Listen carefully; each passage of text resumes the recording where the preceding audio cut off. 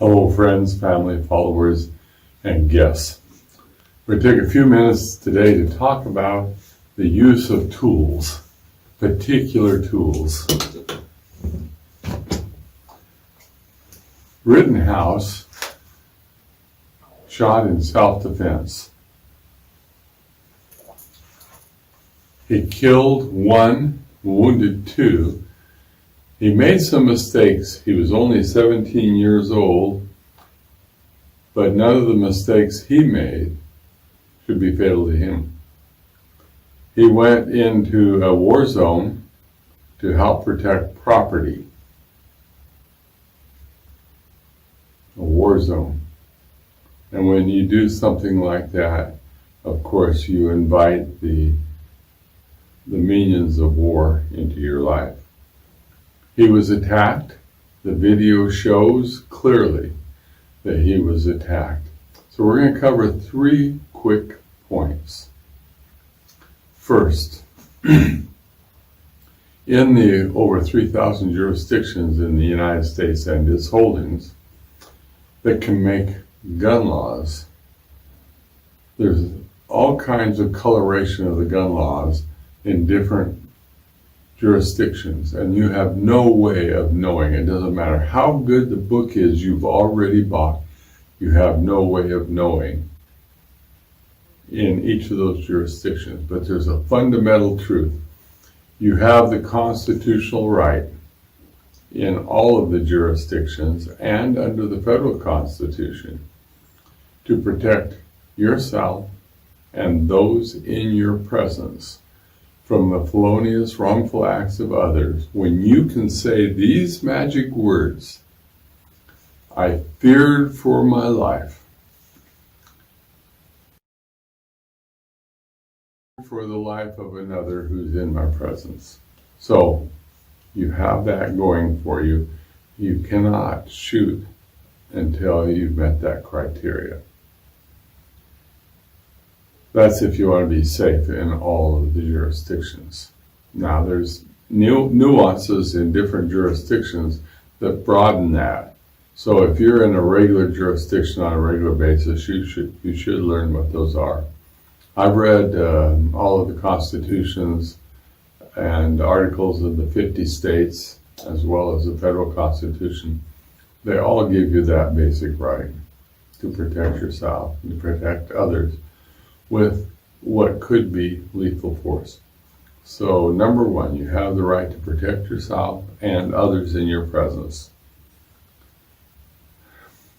The point number 2 is, if you get in a shooting situation, if you have to pull your gun out and you get into a shooting situation, then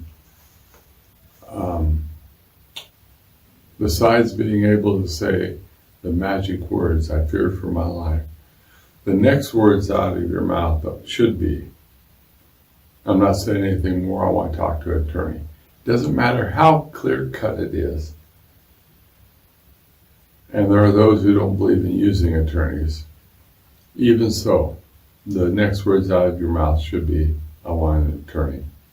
What you'll find in most jurisdictions is that in a shooting incident, the officer, when it's an officer that's involved, usually gets a period of time, a week or 2 weeks off, before he or she has to make a statement. They get appointed an attorney by their union, and usually the particular enforcement branch will provide the opportunity for the officer to have an attorney. They get that amount of time so that they have time, the rush of adrenaline and those types of things are past, and the officers had time to sort things out. You should do that too. There's, from back a long time ago in the days of Perry Mason, what you say can and will be used against you in a court of law. So that's the truth. So now we've covered 2 points. I feared for my life, or the life of another in my presence. I want an attorney. Number 3, You never say in this process, I shot to kill the low-life SOB. You don't go there. What you're authorized to do is to defend yourself to the point of stopping the threat that has put you in fear for your life. So if the bad guy turns around and starts running away, you don't get to shoot him 3 times in the back. You don't get to walk up to him and give him 1 to the brain pan.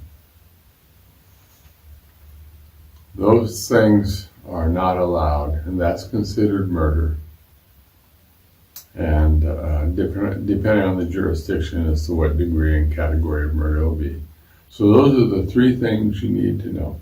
Doesn't matter whether you're a Democrat, a Republican, a Libertarian, or other, or totally non-affiliated and not interested.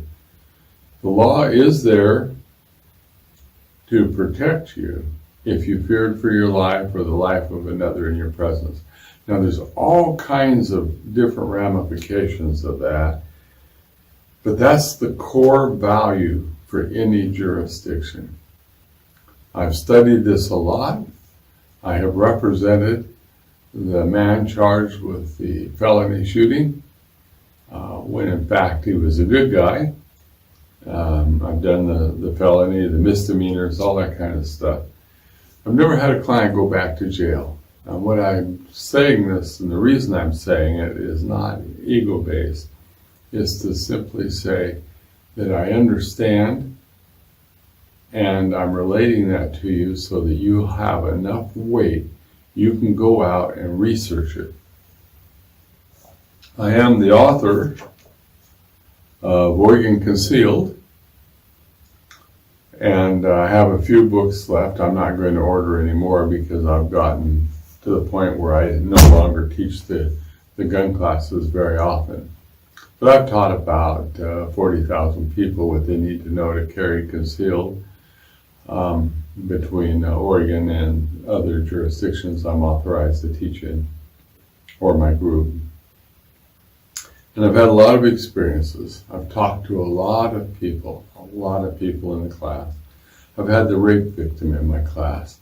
I've had the guy in my class whose father was attacked, and he saved his father's life with a baseball bat, a little baseball bat. His father had shot the bad guy 5 times. This was in Portland, Oregon. And the guy kept coming, had a knife, and was trying to kill the father. Long story to go with that. The list goes on and on and on. I've had an amazing number of first-person accounts of shooting and people coming into my class. And almost every one of those people are what we call the good guys.